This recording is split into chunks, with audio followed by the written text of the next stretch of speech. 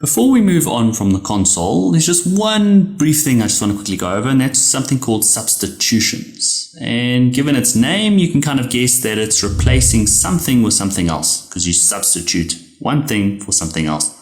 In this case, in JavaScript, we denote this with a percentage sign. In other words, you're replacing a percentage sign with something else. For example, in JavaScript, a percentage s means you're going to be replacing that with a string. So for example, with console.log hi percentage s, the second parameter is what's replaced with that percentage s. So in this case, it's going to display with hi there.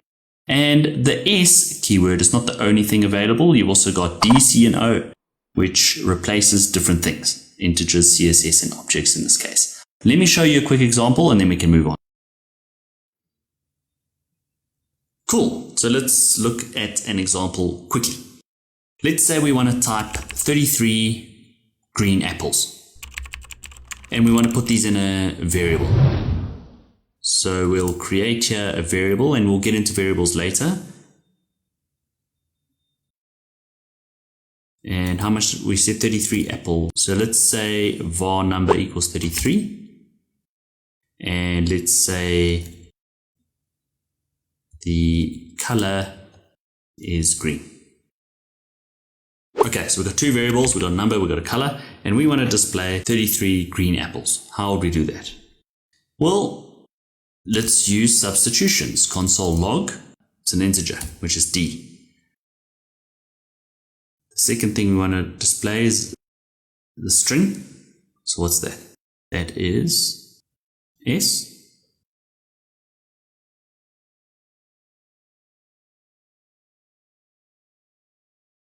Is that right?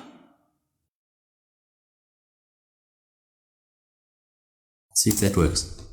Invalid or unexpected token. What did I do wrong here?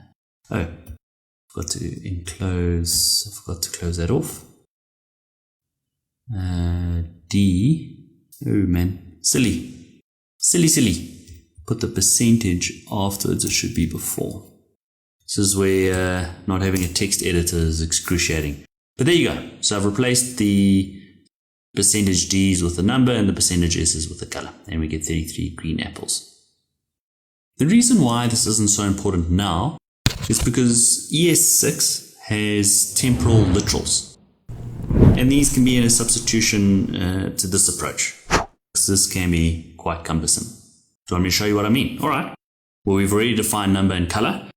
So let's use the latest syntax and you'll see how much more easy it is. You go console.log and you use backticks now with the new ES6 syntax. And it's that little button above your tab key or to the left of the number 1 key. But depending, it's this little thing. You can see what it looks like there. Okay, you put 2 of them instead of quotation marks. And inside I can write. Oh, and then whenever you want to put in a variable, you got to use the $ and open squiggly close these brackets. Okay, so here it's the number, it's the color, apples.